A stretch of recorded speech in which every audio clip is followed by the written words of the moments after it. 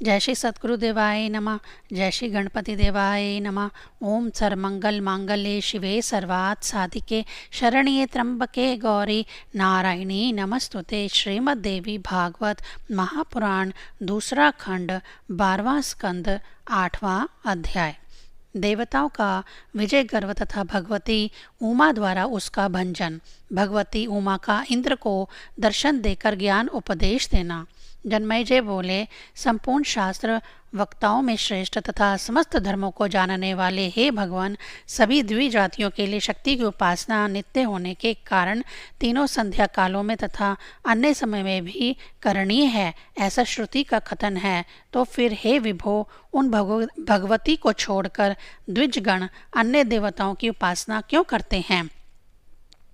कुछ विष्णु के उपासक, कुछ गणपति के उपासक, कुछ कपालिक, कुछ चीन मार्गी, कुछ वल्लक्कल धारी, कुछ दिगंबर, कुछ बौद्ध, कुछ चार्वक आदि दिखाई पड़ते हैं। इसी प्रकार लोक में बहुत से ऐसे लोग भी दिखाई देते हैं जो वेदों के प्रति श्रद्धा भाव से रहित हैं। हे ब्राह्मण, इसमें क्या कारण है, वह मुझे बताने की कृपा कीजिए। कुछ बुद्धिमान पंडित और अनेक प्रकार के तर्क करने में दक्ष विद्वान लोग भी हैं जो वेदों के प्रति श्रद्धा से विहीन हैं। कोई भी व्यक्ति जानबूझकर अपने कल्याण का परित्याग नहीं करना चाहता है, तो फिर वे ऐसा क्यों करते हैं? हे वेद वक्ताओं में श्रेष्ठ, इसमें क्या कारण है, मुझे बतलाइए।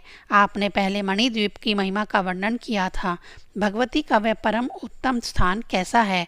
हे अनघ, आप मुझे श्रद्धावान भक्त को इसे भी बतलाइए, क्योंकि प्रसन्न गुरुजन गुप्त बात भी बता देते हैं। सूत जी बोले, हे मुनीश्वरों, महाराज जन्मेजय की यह बात सुनकर भगवान वेद व्यास जी ने उन्हें क्रम से वह सब कुछ बतला दिया, जिसे सुनकर द्विजातियों के मन में वेदों के प्रति श्रद्धा बढ़ जाती है।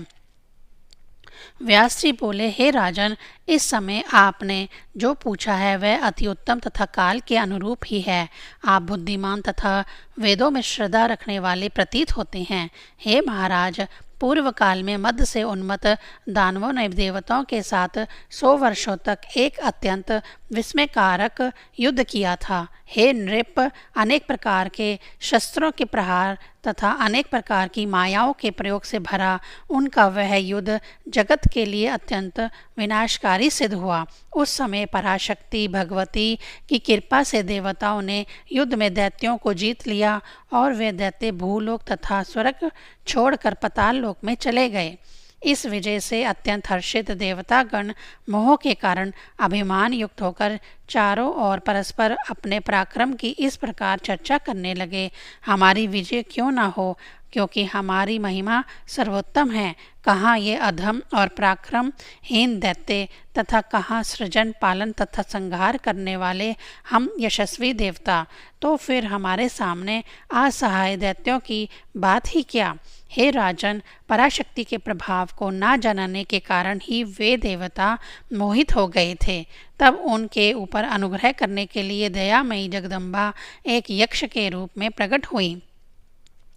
करोड़ों सूर्य के समान प्रकाश वाले, करोड़ों चंद्रमाओं के समान अत्यंत शीतल, करोड़ों विद्युत के समान आभा वाले और हाथ पैर आदि अवयवों से रहित पहले कभी ना देखे गए उस परम सुंदर तेज को देखकर देवता महान विस्मय में पड़ गए और कहने लगे, यह क्या है, ये क्या है?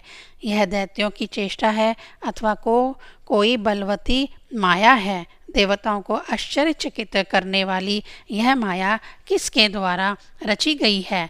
तब उन सभी देवताओं ने एकत्रित होकर उत्तम विचार किया कि यक्ष के समीप जाकर पूछना चाहिए कि तुम कौन हो। इस प्रकार उसके बलाबल की जानकारी कर लेने के पश्चात ही कोई प्रतिक्रिया करनी चाहिए। तत्पश्चात देव राजेंद्र ने अग्नि को बुलाकर उनसे कहा, हे अग्निदेव, आप जाइए, चूँकि आप ही हम लोगों के उत्तम मुख हैं, इसलिए वहाँ जाकर इसकी जानकारी कीजिए कि यह यक्ष कौन है।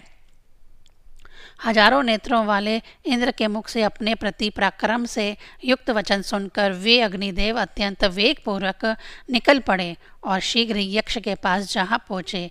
तब यक्ष ने उन अग्नि से पूछा, तुम कौन हो?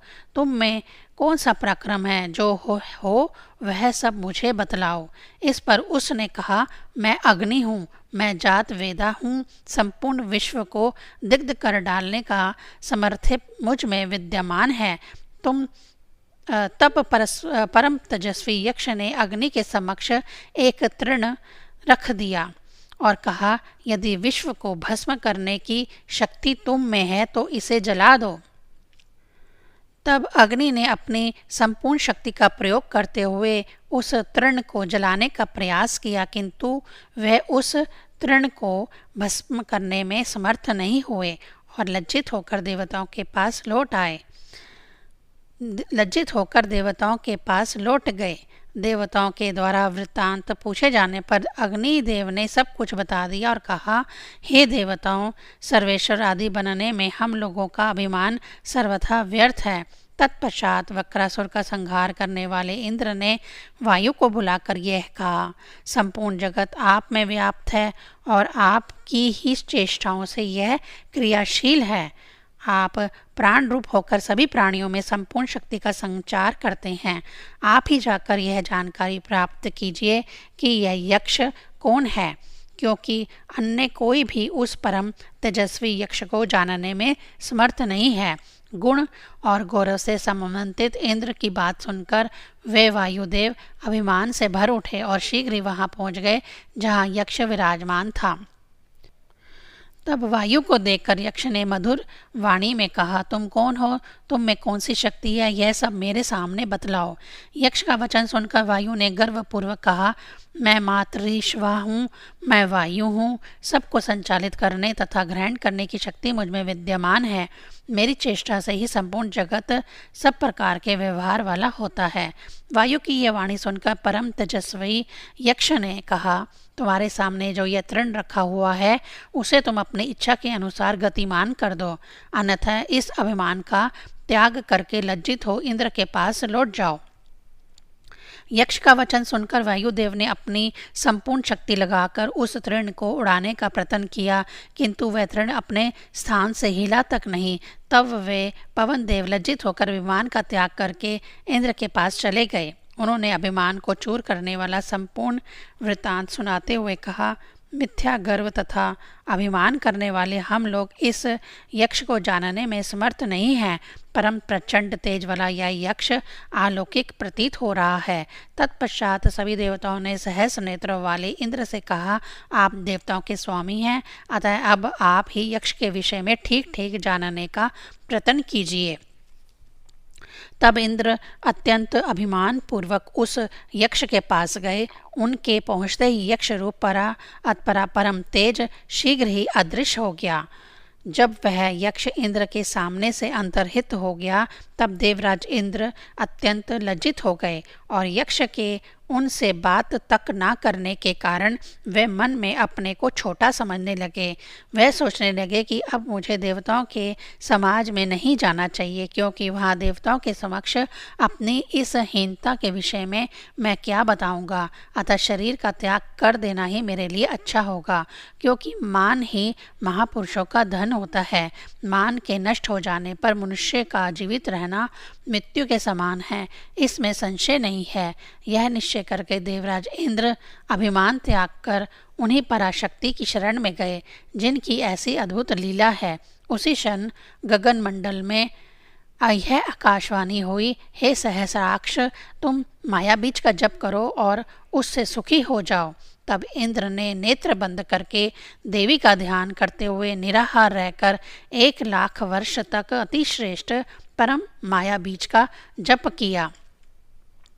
एक दिन चैत मास के शुक्ल पक्ष में नौमी तिथि को मध्याह्न काल में उसी स्थल पर सहसा एक महान तेज प्रकट हुआ। इंद्र ने उस तेज मंडल के मध्य में नूतन यौवन से संपन्न कुमारी अवस्था में विद्यमान प्रभा युक्त जपा कुसुम की कांति से संपन्न प्रातःकालीनी करोड़ों सूर्य की प्रभा से सुशोभित दित्या के चंद्रमा सदृश मुकुट धारण किए हुए वस्त्र के अंदर से परिलक्षित होते हुए वक्षस्थल वाली, अपने चारों श्रेष्ठ हाथों में वर पाश अंकुश और अभय मुद्रा धारण करने वाली, अत्यंत मनोहर अंगों से संपन्न, कोमल लता के समान अंगों वाली, कल्याण स्वरूपाणी, भक्तों के लिए कल्प वृक्ष स्वरूपा, नानाविध आभूषणों से सुशोभित, 3 नेत्रों वाली, अपनी वेणी में चमेली की माला धारण की हुई, चारों दिशाओं में स्थित होकर मूर्तिमान, चारों वेदों द्वारा स्तुत होती हुई,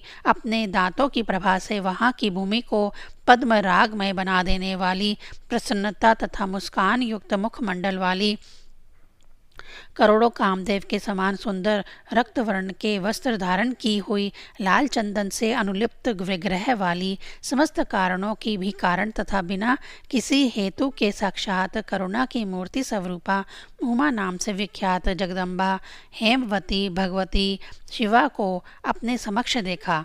इससे इंद्र का अंतःकरण प्रेम से गदगद हो उठा। प्रेम अश्रुओं से पूर्ण नयन वाले तथा रोमांचित शरीर वाले इंद्र ने उन जगदीश्वरी के चरणों में दंड की भांति गिरकर प्रणाम किया और अनेक प्रकार के स्तोत्रों द्वारा उनकी स्तुति की। भक्ति भाव से संपन्न हो सिर झुकाकर परम प्रसन्नता पूर्वक इंद्र ने देवी से कहा, हे सुशोभने, यह यक्ष कौन था और किस लिए प्रकट हुआ था, यह सब आप मुझे बतलाइए। उनकी यह बात सुनकर करुणा सागर भगवती ने कहा, यह मेरा ही रूप है, यही ब्रह्म है जो माया का अधिष्ठान स्वरूप, सबका साक्षी, निर्विकार और समस्त कारणों का भी कारण है। सभी वेद जिस पद का बार बार प्रतिपादन करते हैं, समस्त तप भी तपस्या के द्वारा जिस पद की प्राप्ति को बतलाते हैं और साधकगण जिनकी प्राप्ति की अभिलाषा से ब्रह्मचार्य का पालन करते हैं, उसी पद को मैं तुम्हें नाम पूर्वक बतलाती हूँ। उसी को ओम एक अक्षर वाला ब्रह्म कहते हैं और वही ह्रीम रूप भी है। हे सुरश्रेष्ठ, ह्रींग और ओम यह 2 मेरे मुख्य बीज मंत्र हैं। इन्हीं 2 भागों से संपन्न होकर मैं संपूर्ण जगत का सृजन करती हूँ। उनमें एक भाग सच्चिदानंद नाम वाला कहा गया है और दूसरा भाग माया प्राकृतिक संज्ञा वाला कहा गया है। यह वह माया ही पराशक्ति है और संपूर्ण जगत पर प्रभुत्व रखने वाली वह शक्तिशालिनी देवी मैं ही हूँ। यह माया चंद्रमा की चांदनी की भांति अभिन्न रूप से सर्वदा मुझ में विराजमान रहता है। हे सुरमोत्तम, सौम्य अवस्था स्वरूपाणी मेरी यह माया संपूर्ण जगत के प्रलय होते समय भी मुझसे भिन्न नहीं रहती है। प्राणियों के कर्म परिपाक वक्ष माया का यही अव्यक्त रूप पुनः व्यक्त रूप धारण कर लेता है। जो अवस्था अंतर्मुखी है वह माया कही जाती है और जो बारेमुखी अवस्था वाली माया है वह तम यानी अवध्या नाम से कही गई जाती है। तमो रूपाणी उस भारेमुखी माया से प्राणियों की उत्पत्ति होती है। हे सूर्यश्रेष्ठ, सृष्टि के आदि में यह माया रजोगुण रूप से विद्यमान रहती है। ब्रह्मा, विष्णु और महेश ये देवता त्रिगुणात्मक कहे गए हैं। ब्रह्मा में रजोगुण की अधिकता, विष्णु में सत्वगुण की अधिकता तथा सभी कारणों के स्वरूप वाले रुद्र में तमोगुण की अधिकता रहती है। ब्रह्मा स्थूल देह वाले हैं, विष्णु लिंग देह वाले और रुद्र कारण देह वाले कहे गए हैं। जो सर्वंतर्यामी स्वरूपाणी साम्य अवस्था कही गई है वह तुरिया रूप मैं ही हूँ और इसके भी ऊपर जो निराकार पर ब्रह्म है वह भी मेरा ही रूप है। निर्गुण तथा सगुण यह मेरा 2 प्रकार का रूप कहा जाता है। माया से रहित रूप निर्गुण और माया युक्त रूप सगुण है। वही मैं संपूर्ण जगत की रचना करके उसके भीतर भली भांति प्रविष्ट होकर जीव को उसके कर्म तथा शास्त्र के अनुसार निरंतर प्रेरित करती रहती हूँ। ब्रह्मा को सृष्टि करने, विष्णु को जगत का पालन करने और कारण रूप रुद्र को संहार करने के लिए मैं ही प्रेरणा प्रदान करती हूँ। वायु मेरे भय से प्रभावित होता है और सूर्य मेरा भय मानकर निरंतर गति करता रहता है। उन्हीं की भांति इंद्र, अग्नि और यम भी मेरे भय से अपने अपने कार्य संपन्न करते हैं। इसीलिए मैं सर्वश्रेष्ठ कही गई हूँ। आप सभी देवताओं ने मेरी ही कृपा से सब प्रकार की विजय प्राप्त की है। मैं आप लोगों को कठपुतली के समान नचाती रहती हूँ। मैं कभी देवताओं की विजय कराती हूँ और कभी दैत्यों की। मैं स्वतंत्र होकर अपनी इच्छा से सभी के कर्म विपाक के अनुसार सब कुछ संपादित करती हूँ। अहंकार से आवृत बुद्धि वाले तुम लोग अपने गर्व से वैसी प्रभाव वाली मुझ सर्व आत्मिका भगवती को भूलकर दुखदायी मोह को प्राप्त हो गए थे। इसीलिए तुम लोगों पर अनुग्रह करने के लिए तुम लोगों के शरीर से मेरा दिव्य तेज निकलकर यक्ष के रूप में प्रकट हो गया था। अब तुम लोग अपने देह से उत्पन्न गर्व का सब प्रकार से त्याग करके मुझ सच्चिदानंद स्वरूपाणी भगवती की ही शरण में आ जाओ। व्यास जी बोले, हे जन्मजय, ऐसा कहकर मूल प्राकृतिक रूपा सर्वेश्वरी महादेवी देवताओं के द्वारा भक्ति पूर्वक सुपूजित होकर तत्काल अंतर्ध्यान हो गई। तत्पश्चात सभी देवता अपने अभिमान का त्याग करके भगवती के परा अतपरा चरण कमल की विधिवत आराधना करने लगे। वह सब तीनों संध्याओं में सदा गायत्री जप में संलग्न रहते थे और यज्ञ भाग आदि के द्वारा नित्य भगवती की उपासना करते थे। इस प्रकार सतयुग में सभी लोग गायत्री जप में तत्पर थे और वे प्रवण तथा हल्लेखा के जप में भी दीक्षित रहते थे। वेद के द्वारा कहीं भी विष्णु की उपासना तथा विष्णु दीक्षा नित्य नहीं कही गई है, उसी प्रकार शिव की भी उपासना तथा दीक्षा नित्य नहीं कही गई है, किंतु गायत्री की उपासना सभी वेदों के लिए वेदों के द्वारा नित्य कही गई है, जिसके बिना ब्राह्मण का सब प्रकार अधा पतन हो जाता है। द्विज केवल उतने से ही कृतकृत्य हो जाता है, उसे किसी अन्य साधन की अपेक्षा नहीं रहती। केवल गायत्री उपासना में ही तत्पर रहकर द्विज मोक्ष प्राप्त कर लेता है, चाहे वह को अन्य कार्य करे अथवा ना करे। ऐसा मनु ने स्वयं कहा है। उन गायत्री के बिना विष्णु तथा शिव की उपासना में संलग्न रहने वाला विप्र सब प्रकार से नरक गामी होता है। इसलिए हे राजन, सतयुग में सभी उत्तम द्विजगण गायत्री जप तथा भगवती के चरण कमल की उपासना में निरंतर संलग्न रहते थे। 8वां अध्याय संपूर्ण। ओम ऐं ह्रीं क्लीं चामुंडाय विच्चे।